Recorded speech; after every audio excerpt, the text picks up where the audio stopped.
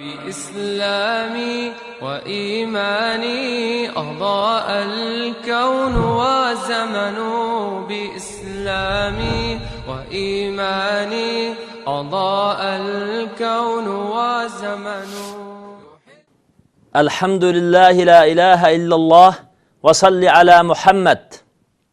Her qandaq bir insan bir g'oyaga, bir nishonga yetishni maqsad qiladi. G'oya nishonga yetishdan burun o'zining yetmoqchi bo'lgan nishoni va g'oyasini yaxshi tanlab, u tanlagan nishon oxiratda asqatamdi. Allohning rizoligiga erishtiramdi. Bu dunyoda o'zigimi, insonlargami foydaliqmi deb o'zi tanlagan nishonni tashirish kerak.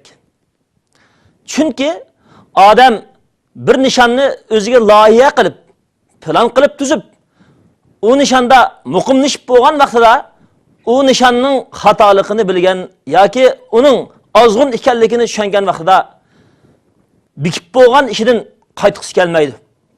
Hozirgi jamiyatimizda va dunyoda yuz berayotgan ko'p sonliq buzg'unchiliklar yoki buzg'un iddialarning maydonga kelishi va davom etishining asosiy sababi o'zi turayotgan yomon iddia va xato tushuncha va ozg'un fikri va g'oyalardan haqning to'g'riligini bilgan vaqtidami yong'ili unamaslik, haq tarafga qaytqili unamaslik.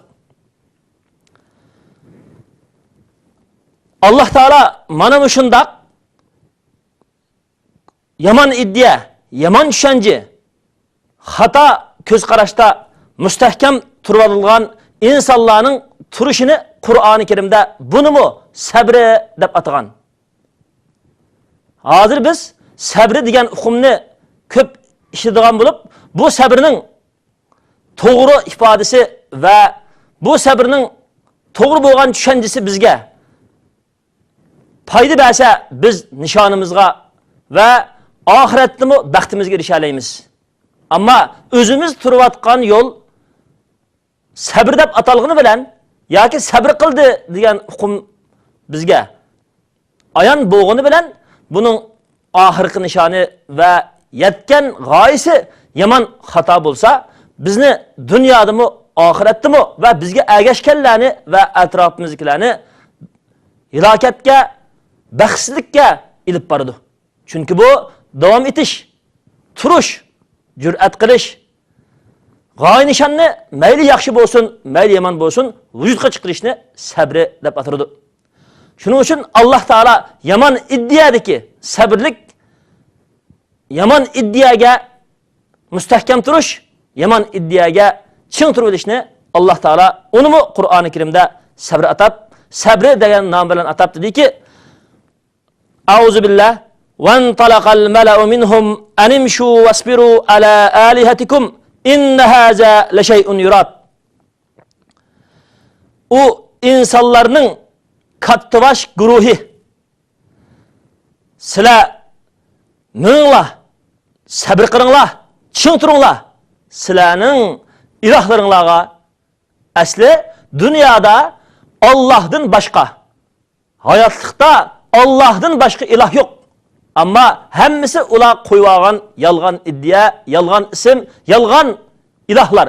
Mushu ilohlar, mushu yolg'on o'ydirmalar va shularning nomidan kelib chiqqan fikri, iqim, tushunchalarga ching turinglar, sabr qilinglar deb guruhvaz, kattavash, jamoat, har turli dunyodagi zolim millatlar o'zining fuqarolarini her türlü tecavüzçülük kılvatkanlar özününki kuludaki aciz ergeçişlerini muşundak yalgan batıl ilahlarga, yalgan fikir şencelerge, hata iddia, hata boğan köz kıraşlarga başlaydı. Muşunuğa çın turunglar deydi. Dep Allah Subhanahu wa Taala hem bunu emniyetini ihbar dedi ki muşunuğa emli harekette, emli yüzünde, emli boğan planda muşu yalgan ilahlarının fikri, iqimi, tushunchasi, xato bo'lgan o'ydirmalarni maydonga keltirishda o'zinglarning barliq qurbonliklarini biringlar deb ular o'zining puhralari, agashtirini mushuningga buyuruydi deydi.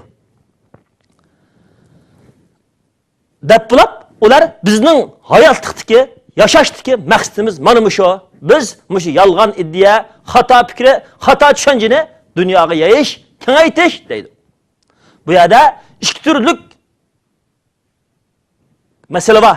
Birisi guruh katta bashiri. Yana birisi bularga erishib ketadigan o'zining ergashgan yo'li, g'oyasi, nishonini o'ylamaydigan, tushunmaydigan puhralar ularga erishayotgan insonlar. Shuning uchun har qanday yo'lda turayotgan musulmon va har qanday yo'lda turayotgan bir inson o'zining g'oyasi va o'ziningki minayotgan har bir yo'lini dunyo va oxiratlik Alloh taolaning rizoligiga erishadigan yaxshi yo'lmi? To'g'ri bo'lgan tushuncha, to'g'ri bo'lgan haqiqat, to'g'ri bo'lgan adolatdan maydonga kelgan yo'lmi? Qur'on va hadisning nuriga uyg'un kelamdi. Bizlarning Alloh taolaning yo'liga boshlagan, yaxshi bo'lgan, islomiy bo'lgan rahbarlarimizning va to'g'ri tushunchalik yetakchilarimizning Qur'on, hadis nuriga uyg'un kelamdi deb o'zimizning g'oyasini tekshirishimiz kerak. O'zimiz turayotgan yo'l harakatimizni tekshirishimiz kerak. Biz chin turib qurbonlik berayotgan ishlar oxirisda bizni dunyodami, oxiratdami kofirlarni, dinsizlarni halok qilgan baxtsizlikka ilib bormaslik kerak. Mana bu shundoq o'zining g'oyasini aniq belgilamasdan yomonlikqa, kufrga, dinsizlikqa, shirkka chin turib olgan, xato tushuncha, xato fikrini, xato bo'lgan iloh va ularning yolg'on o'ydilimlaridan maydonga kelgan iddia hukmlarni, qonun siyosatlarni to'g'ri deb tushunib, musulmonlarga va ularning hayotiga buzg'unchilik terayotgan mushundoq insonlarning, mushundoq kattabash kofirlar va zolim tajovuzchilarning har turli jamiyatdagi kishilarga yetakchilik qilib, kishilarni haq yo'ldan ozdirishga yomon iddia tarqatayotganlarning mushu sabrisining natijasini Alloh Qur'onda so'zlab dediki, bu sabrning natijasi shundoq yomon bo'ludiki, bular mush sabrisga oxiratda mangu pushaymon qiladigan bir yomon oqibatni qo'lga oladi. Alloh taolo dediki, ulaikallazina ishtarawd-dalalata bil-huda wal-azaba bil-maghfirati fama asbarahum alan-nar.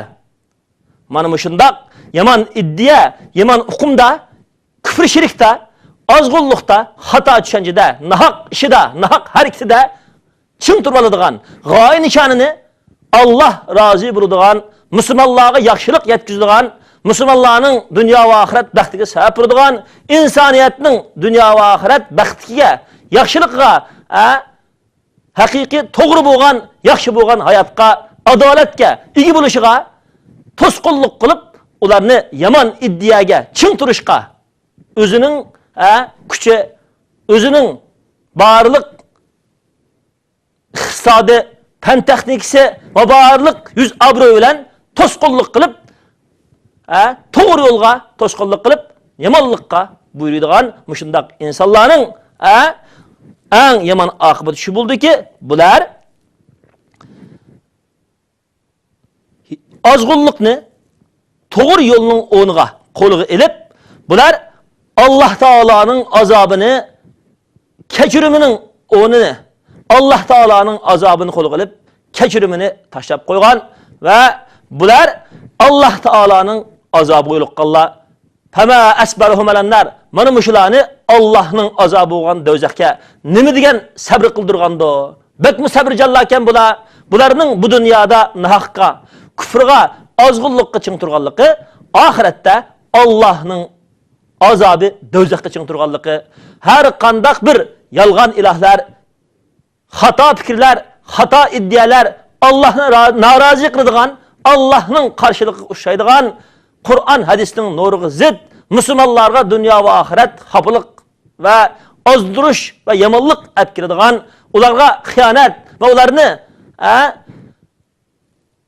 vayron qilishga sebep bo'ladigan barliq yomon oqibatning har qandig'i bu qilmishi ularning bu dunyoda turib oxiratda mangulik do'zaxga ching turganlik bak do'zax o'tiga sabr qildigan amaliyotni ko'rsatganligi bo'lar.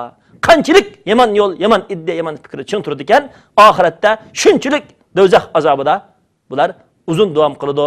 Shunda qattiq azob qo'yiladi. Ularni nima degan do'zax azobiga sabrjon qilayotgan iddiyada o yomon iddia deb Alloh taolo bularni o'zining Qur'oni Karimi nur hidoyati bilan alohida ogohlantirdi.